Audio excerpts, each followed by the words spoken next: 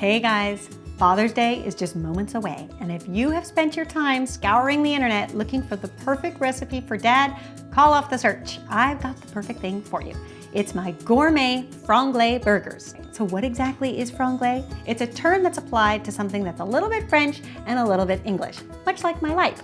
As you know, I'm married to a Frenchman and our children are bilingual. So oftentimes there are sentences in this house that include a little bit of English and a little bit of French. And that's basically the philosophy for this burger. So it's steeped in the American tradition with all the trappings, but it incorporates some of my most favorite flavors of France. I believe that everybody should know how to make a great burger. It's something you need to have in the repertoire, and let me tell you, your dad will be so psyched when you bring him this gourmet burger on Father's Day. So the first step is you want to caramelize your onions. In a large skillet, you're going to add some olive oil, some red onions, and some salt and pepper to taste.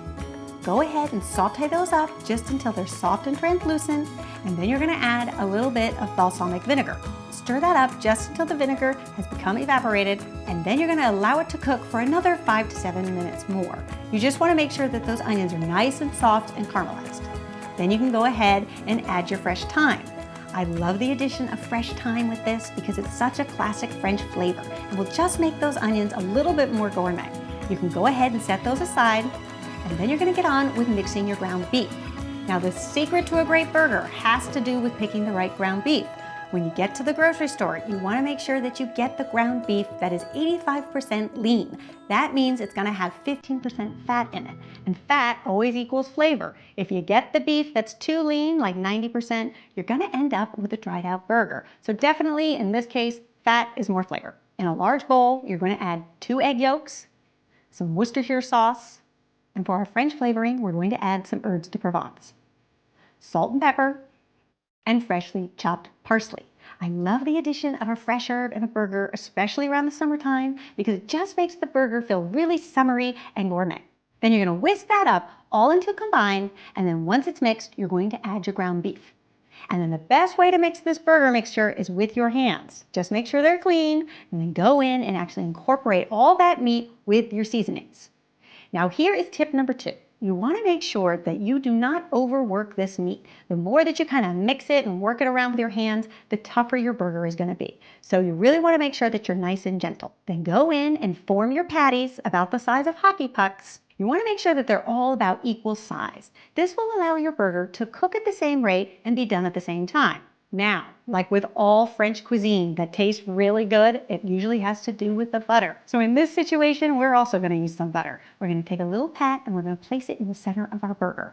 And what that's going to do is when that burger cooks, all of that butter is going to melt and distribute itself into the meat. And that is going to give you one flavorful, delicious, juicy burger. So go ahead and place those burgers on the grill and don't touch them.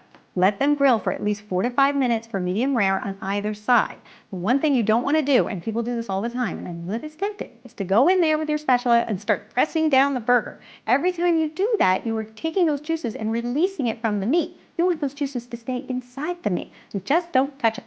Then when it comes time to flip, you're going to flip that burger and immediately place your cheese on top. And we're going to be using a Gruyere cheese. It's a delicious French flavor. If you can't find Gruyere, you also could use Swiss. The reason why you want to add your cheese right when you flip is because then that way your burger will be done and your cheese will be melted at the same time. Meanwhile, you can create your gourmet ketchup. You're going to take just some store-bought ketchup and you're going to add a little bit of smoked paprika. Smoked paprika is not the same thing as regular paprika. It actually has a smoky taste to it. You'll find it in the grocery store right near the regular paprika, but just make sure that it actually says smoked. What it's going to do is it's going to give your ketchup a really elegant sort of gourmet taste to it. It's not spicy or, it's not going to have any kick to it. It's just going to make it feel a little bit smoky and a little bit more elegant. Now let's talk hamburger buns. Because we're going for a French theme, I really love to use a brioche bun.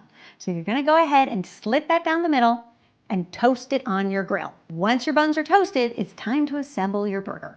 You're going to take your bottom half, you're going to add a little bit of Bibb lettuce, you're going to place your burger on top, and then dollop with some of your gourmet smoky ketchup, top with the caramelized onions.